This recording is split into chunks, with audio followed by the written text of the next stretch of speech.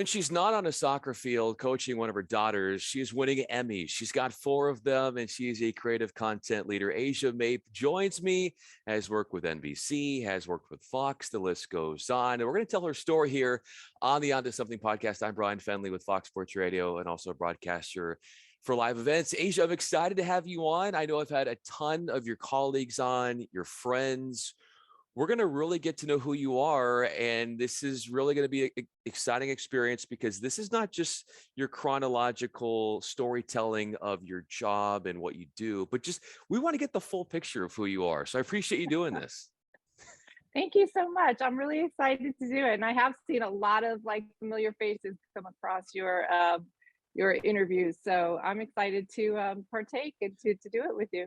Here's a question that you probably didn't expect to get right away. But so you've got athletes as daughters and you've been a coach of your daughters.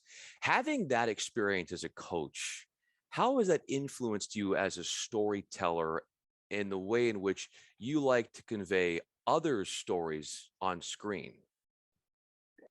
Wow, that's an interesting question. And no, I did not see that one coming. How would that have influenced me?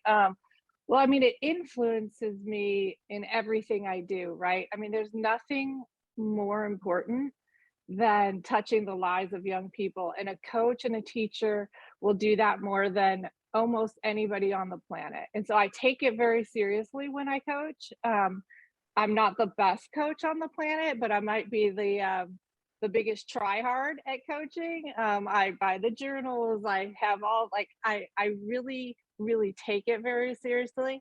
As far as storytelling, that's really interesting. I mean, I think a lot of my coaching, I started a website for youth sports. I love to watch you play.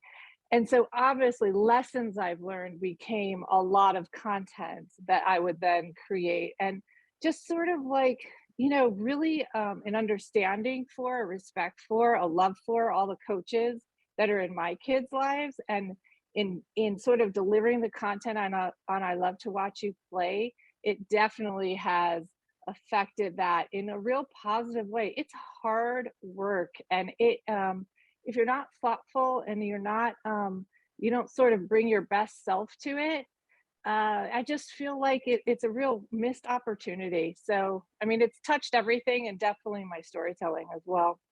How much credit do your kids give you for what you did for them athletically and what they have been able to do on that front? Oh gosh, none. Probably none. No, I have no idea. I have no idea. You learn your lessons, and if you end up having kids one day and your oldest will get a lot of the unfortunate, tough, hard lessons that you have to learn as a parent. Like I have 3 daughters and they all played sports and 2 of them still play. But definitely the oldest, I might say I'm one of the reasons she stopped playing sports, really. I think you have to learn some hard lessons. And I think parents really want to do right by their kids and they really have great intentions, but we get so misguided and we get so lost on that path of trying to help them and the difference between pressure and support and what that feels like and looks like. And so I would say, I mean, here's a good example, Bryan. None of my kids play basketball. Okay. Basketball was my sport. So I think that kind of says a lot about, how much I helped them or didn't help them. I kind of was like the fun sucker. In fact, they used to make straw slurping noises at me because I don't know if it's just how I was raised or the kind of athlete I was. But when we'd go out and try to play and have fun, it was for me, it's like, no, no, no, your elbow has to be at a 90-degree angle. No, no, no. Like it was really hard for me to just kind of, and maybe also working in sports and working around athletes and being with elite athletes all day and seeing, I may have had a skewed sort of sense of, what should be taught when and how hard you come. But I certainly was not a fun sports parent when they were younger. I'm 1,000 times better now. And founding that website and going through everything I've done and of course learning the lessons from my oldest, has really, really changed me and affected how if I was to do it again right now, oh my God, it would be really, really different. And we go and we have fun at the park and play, and it's really different now.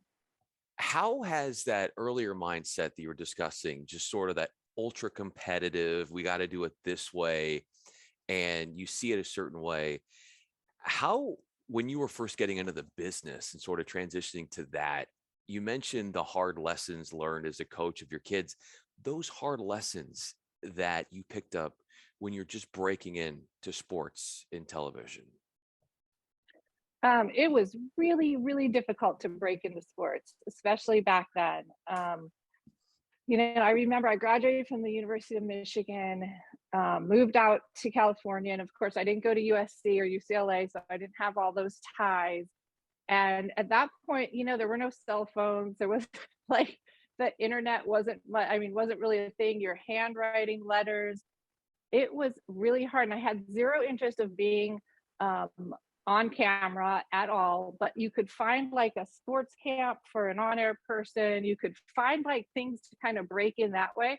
But to become a producer without being able to get an internship, which you're not really allowed to do if you're not in college anymore, and I had graduated, was really, really hard. And I worked as a receptionist. I worked in all these jobs trying to get my big break. I finally did. I went to one of those sports camps.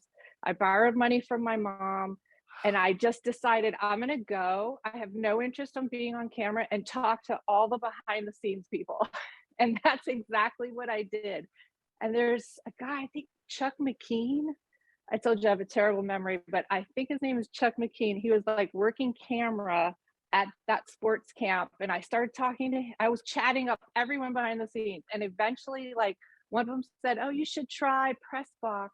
I think they will hire interns who aren't in college, maybe." And so that was my big break. I think it took me 2 years, maybe a year and a half to get that break. And everyone wants that job. It's not easy to come by. And like I said, back then there wasn't a lot of networking availability. So yeah, it was tough. And I felt really, I've always helped every single person I've come across who want to get into sports. And I think you've probably interviewed people. I bet that I had a hand in their internships. I used to I just felt really strongly that it shouldn't be so hard to get into it. And so I did spend a lot of my career making sure I was overseeing interns and helping get people in. And I still, to this day, even though I'm not working a lot in sports these days, I still always help anyone who has that interest and that desire.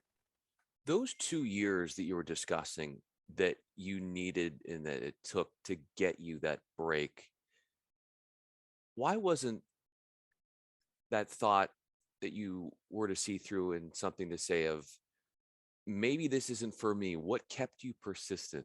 What kept you believing, Asia, to know that there is going to be an answer? You just didn't know when it was going to come. I think, it's adversity, right? Like, and I think it's something that a lot of people in my circle certainly struggle with. Our kids don't have enough adversity, and I sure did growing up. And so I had a mindset and I had like a stick to itness, and like it didn't really, there was no, I don't remember ever thinking like it's not going to happen. It was just a matter of when and how and finding my time. I also think, working in sports and working with men, and you have to have thick skin too. And I grew up with brothers, and I grew up kind of tough in Detroit. And, I just was like, nothing really fazed me. But I think that's because, back then, a lot of us, we were allowed to run around the streets. We were allowed, like, life was just so different. And you felt like, I think it gave you a sense of strength that I think is missing a lot of times from kids these days, because they haven't been tested and they haven't been challenged, and they don't know that they can come out the other side. So I try to impart that to my kids, and I try to teach them, but really that's the kind of stuff you kind of just have to go through. So it's tough. Asia Mape is with me. I'm Bryan Fenley. Then came your experiences at Fox, and I've had on like Laura Marcus, and she's been on, and obviously with Fox, and being a part of what was just getting started, Fox Sports at that time. Where did you find the most fun in being a part of that? Those were some of the most fun days of my life. And I don't know if that's partially because you're a young person and you're living in LA or whatever. I mean, Bryan, I just told someone this the other day. My first job as a PA at Pressbox, I made $17,500 a year. And that's in a living in LA. I don't even know how I was able to do that, honestly. But we had the best crew, and honestly, I'm still on threads with a lot of those guys. Mike Mariano, I'm sure I don't know if you've interviewed him yet. So many, Tom Riley at ESPN, he was our boss. But that core crew and the comedy that came out of those years, I mean, just are precious. And we get on text threads, and hopefully we've seen each other a few times in reunions. Some of us still live in the area and can see each other once in a while. But that was an incredible experience, an incredible group of people. And probably, like I said, some of the best times of my life. From there, and obviously working at NBC, you've got in other entities as well. You've got 4 Emmys. Which one was the hardest to get? Um, that's a great question. All Olympics are hard. And so most of my Emmys are from Olympics. And I always tell people this because I think it's a dream of a lot of people who work in sports to work for the Olympics. And it should be. It's one of the most incredible experiences you'll ever have. But it's grueling and it's grinding. It's like, 15, 18, 20-hour days.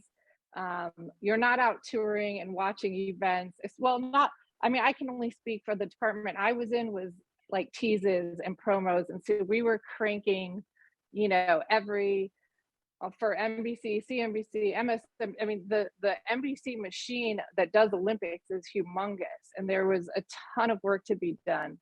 But you really feel like you're working on something so special and so unique, that it doesn't even feel like work.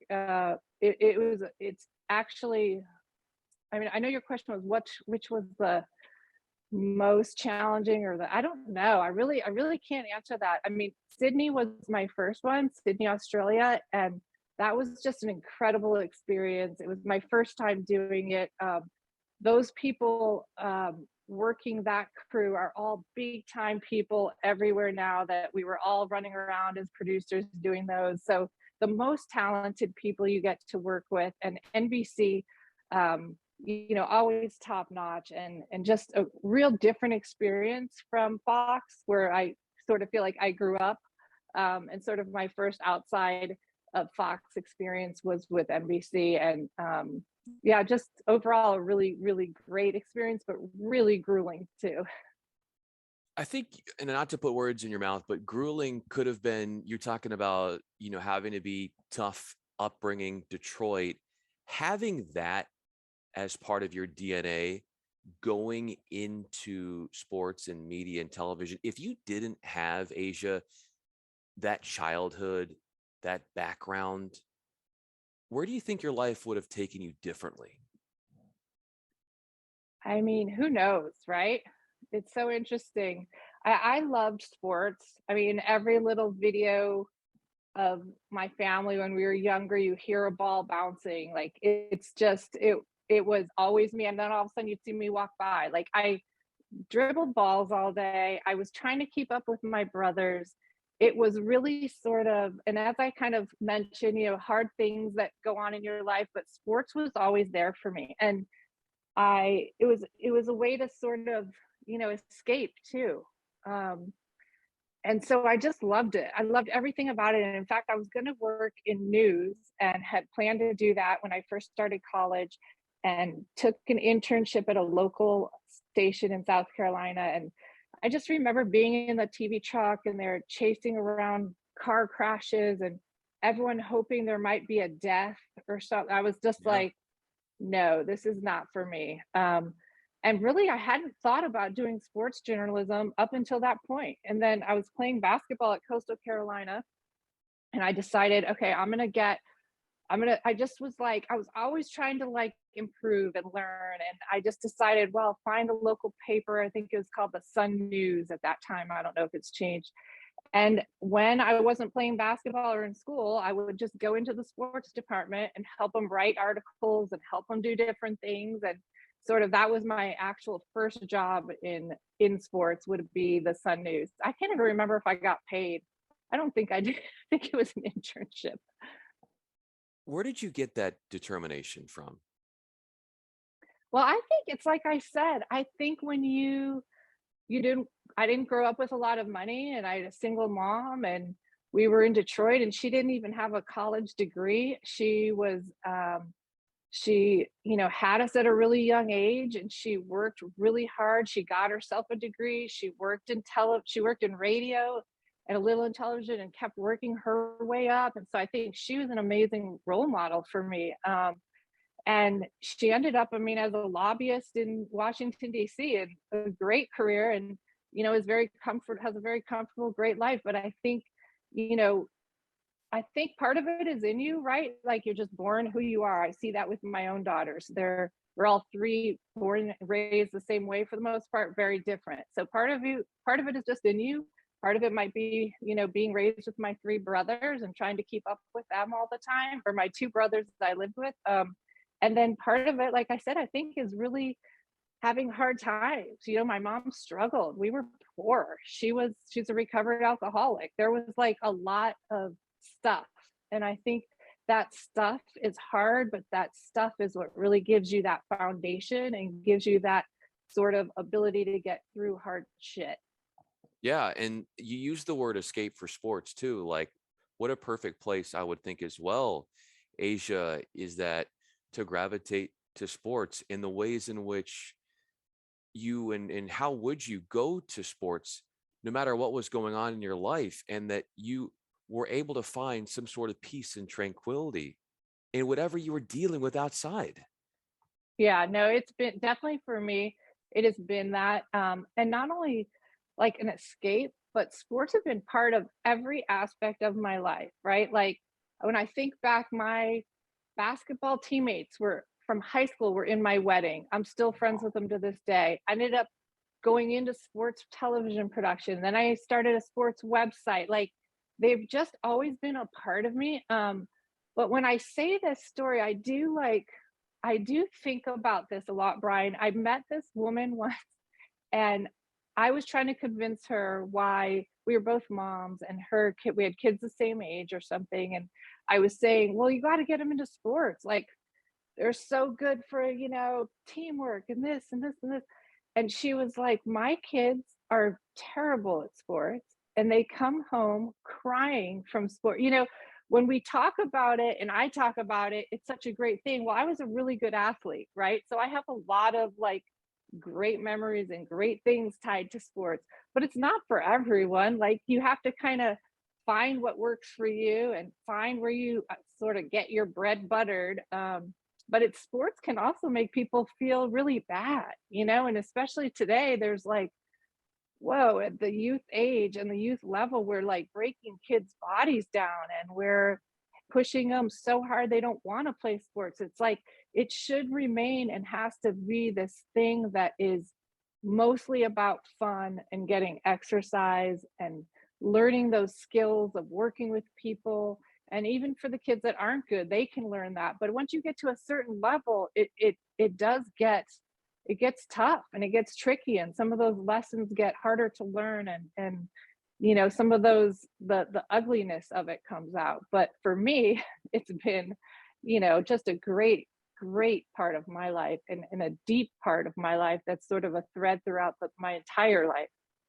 You've been emboldened through those experiences and battle tested. Asia Mape is with me. I'm Bryan Fenley. I guess sort of as we wrap up this conversation, and I'm absolutely loving this chat with you,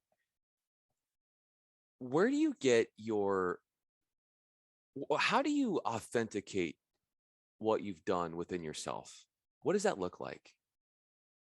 What do you mean exactly? Like, The validation that drives you, mhm. or what does drive you, in the sense of when you look at what you've done and all the steps that you've made, what's underneath all of that?